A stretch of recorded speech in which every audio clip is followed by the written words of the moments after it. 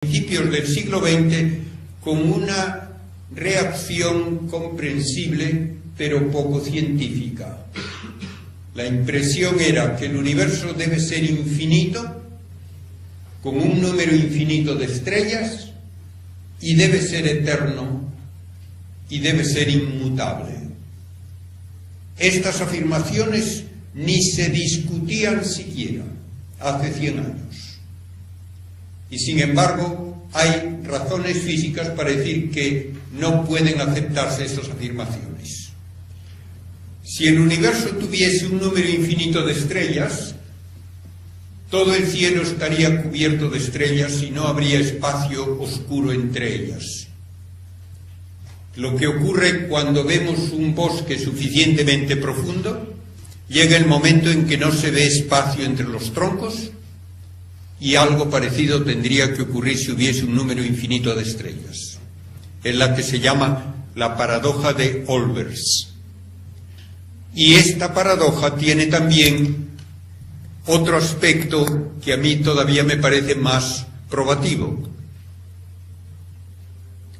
Cualquier punto tiene un potencial gravitatorio debido a toda la masa que le rodea. Si hay una masa infinita alrededor, ese punto tiene un potencial gravitatorio infinito. Y si esto es verdad para todos los puntos, no puede haber diferencias de potencial.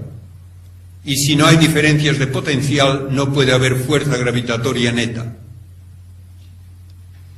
Esto no tiene vuelta de hoja en la física más elemental. El universo no puede tener una masa infinita, porque no habría fuerzas gravitatorias netas. Y hay luego otra pregunta que tampoco tiene vuelta de hoja. ¿Por qué brillan las estrellas hoy? Si el universo fuese eterno, ya se habrían apagado todas.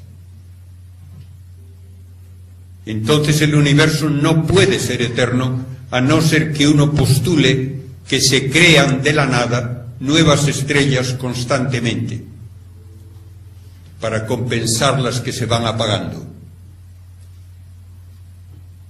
Estas dos afirmaciones, que por razones físicas demuestran que el universo no puede ser eterno e inmutable y que no puede ser infinito en masa, no hace falta ser un genio para verlas.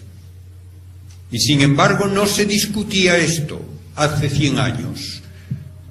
Se daba por supuesto que el universo tenía que ser así. La respuesta, sin embargo, científica nos vino gracias al genio de Einstein. Einstein propuso primeramente una explicación de la gravedad en términos no imaginables, pero lógicos. Según él, la gravedad no es una fuerza con la que un cuerpo tira de otro, sino que la gravedad es una distorsión del espacio tridimensional hacia una cuarta dimensión.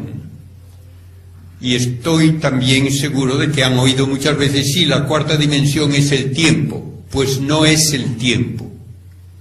Uno no puede distorsionar el espacio hacia pasado mañana. Tiene que ser una cuarta dimensión espacial que no podemos imaginar, pero que tiene que ser perpendicular a las otras tres. Y Einstein propuso que las órbitas de un cuerpo alrededor de otro se deben a que esa órbita va por un espacio en el que la línea recta es imposible, porque el espacio está deformado por la presencia de masa.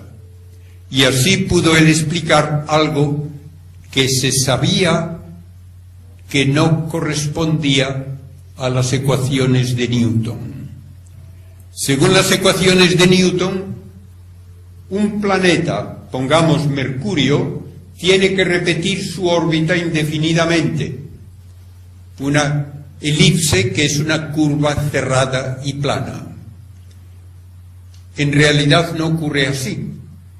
y se sabía perfectamente ya que de una órbita a otra cambiaba la orientación del eje mayor, y esto ocurre siempre que hay una órbita no circular. Según Einstein, lo que pasa es que el espacio cerca del Sol está más deformado que lejos, y por tanto allí la curvatura de la órbita es mayor, y por eso avanza lo que se llama el perihelio, el punto más cercano al Sol de una órbita a la siguiente. Esto que se había comprobado y que no se podía explicar en términos de las leyes de Newton, queda predicho y comprobado por la relatividad general de Einstein. No solo Mercurio, sino también los demás planetas tienen este efecto. Nos dice Einstein luego que la aceleración de la gravedad es indistinguible de una aceleración mecánica. Si yo voy en un ascensor que se acelera y me llega un rayo de luz a través de un orificio en la pared, veré que el rayo de luz no va a dar enfrente, sino que cae con respecto al suelo del ascensor, porque el ascensor está acelerándose.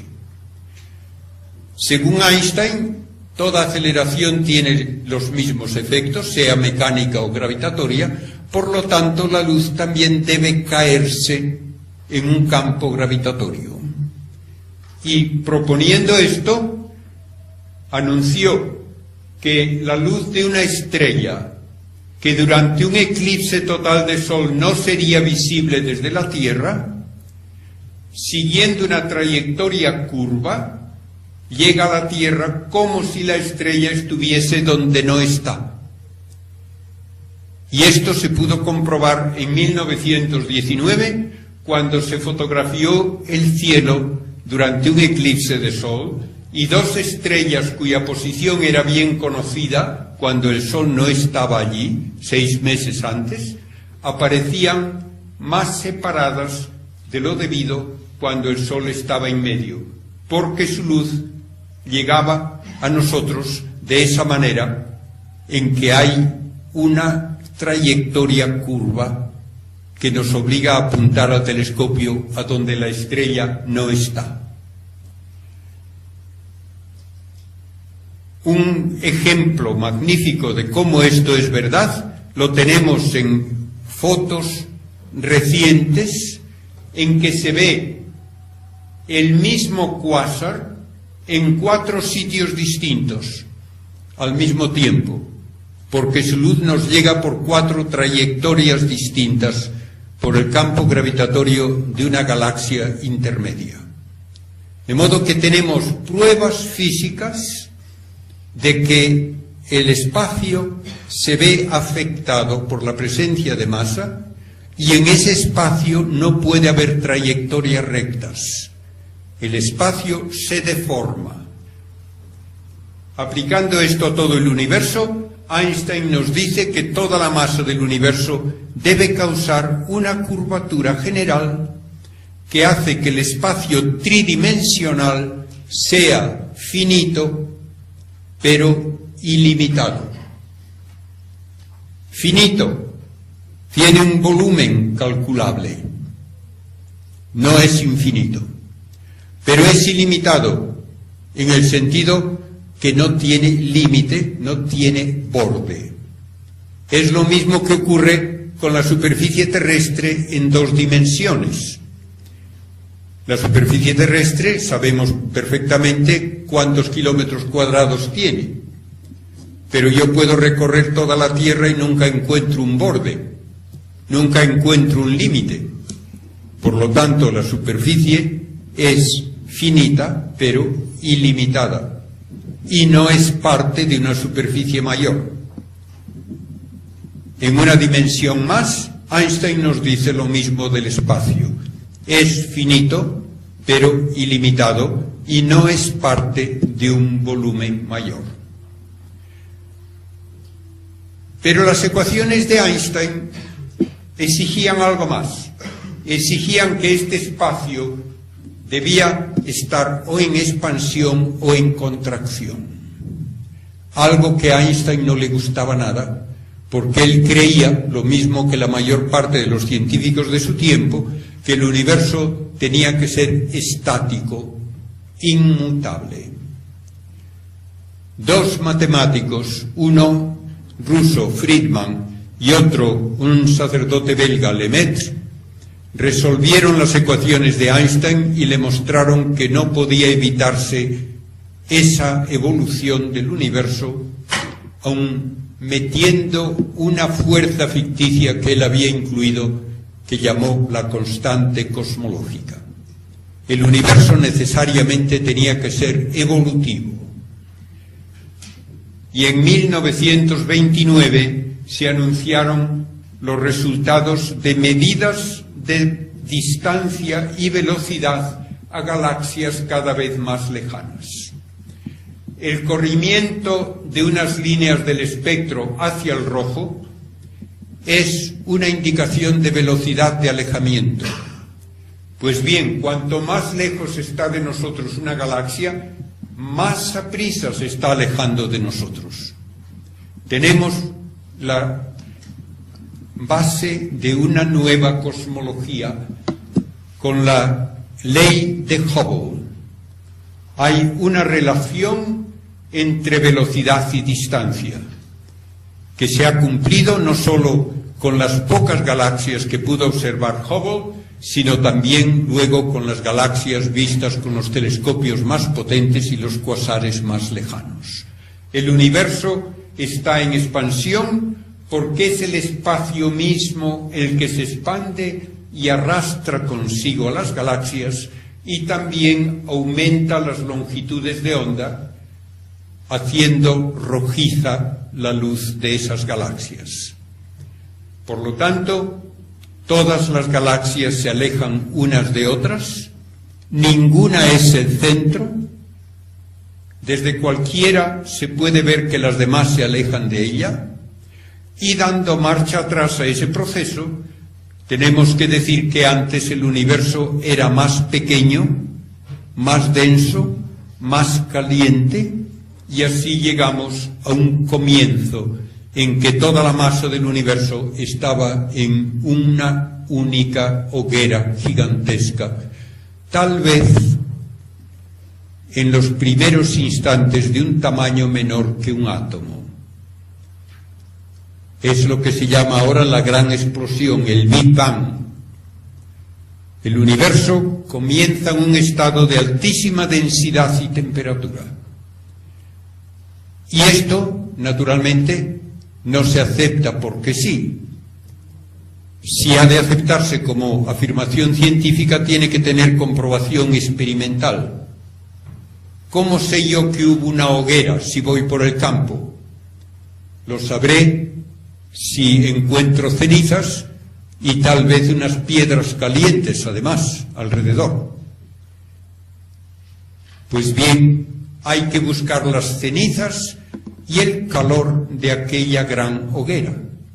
Y para eso se hicieron cálculos ya en 1948 de cómo durante los 20 primeros minutos, a una temperatura superior a 10 millones de grados, debieron formarse hidrógeno y helio en una proporción casi de unas 3/4 partes de la masa en forma de hidrógeno, 1/4 parte aproximadamente en forma de helio, y como el hidrógeno pesa 4 veces menos que el helio, eso quiere decir que habrá 90% de los átomos de hidrógeno y un 10% de helio. Y eso es todavía lo que hemos observado ocurre cuando vemos la composición de las estrellas. De modo que las estrellas todavía muestran prácticamente que están hechas del material más primitivo del universo. Lo demás apenas cuenta. Y la nube en expansión, gases calientes, tiene que ir enfriándose y al hacerlo se rompe en grandes nubes que finalmente pueden condensarse por gravitación cuando los gases están suficientemente fríos para dar lugar a protogalaxias y galaxias, y eso es lo que todavía observamos. Pues bien, se calculó también que cuando la nube de gases se hizo transparente porque su temperatura descendió por debajo de los 3000 grados, la radiación ya pudo expandirse por todo el universo y debe llenar todavía el universo. Y los cálculos hechos ya en 1948 sugerían un fondo de microondas, no de luz visible, con una temperatura aparente de 3 grados sobre cero absoluto, 3 Kelvin. A esa temperatura, como ya indiqué, no hay luz visible, pero sí microondas. Y en 1965, Penzias y Wilson, utilizando un radiotelescopio para enviar señales de radio a un satélite artificial, detectaron esta radiación de fondo. Tiene las características adecuadas y con radiotelescopios se puede detectar además que aparece de una forma un poquito menos que uniforme, concentrada en la dirección de la constelación de León debido al movimiento de todo el sistema solar alrededor de la galaxia. También se pudo decir que la curva de intensidad con respecto a la frecuencia es perfectamente la curva teórica de un cuerpo negro, un emisor perfecto, a 2 grados con 73 centésimas sobre cero absoluto. Una comprobación verdaderamente asombrosa de aquel cálculo hecho ya en el 48. Penzias y Wilson recibieron el premio Nobel por haber detectado ese calor residual de la gran hoguera primitiva. Se han hecho recientemente con un satélite llamado COBE, Cosmic Background Explorer, mapas de la distribución de esa radiación que muestran pequeñas variaciones del orden de una 100.000ª de grado que parecen indicar semillas de concentración de materia que luego dieron lugar a las galaxias. Lo que nosotros observamos es lo que forma la radiación aproximadamente unos 400.000 años después de la gran explosión primitiva. Otra comprobación de que el universo evolucionó la encontramos al descubrir cuásares, que son núcleos de galaxias primitivas, que no existen en los primeros momentos del universo, abundan cuando el universo es observado como era hace 12.000 millones de años y no existen ahora. El universo ha cambiado su composición, por lo tanto, a lo largo de su evolución.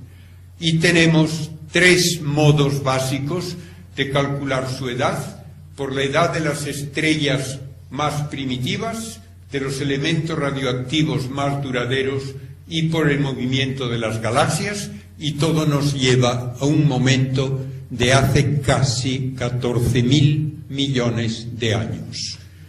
La cifra que ahora se considera más exacta, 13.700 millones de años, es la edad del universo. A partir de esa gran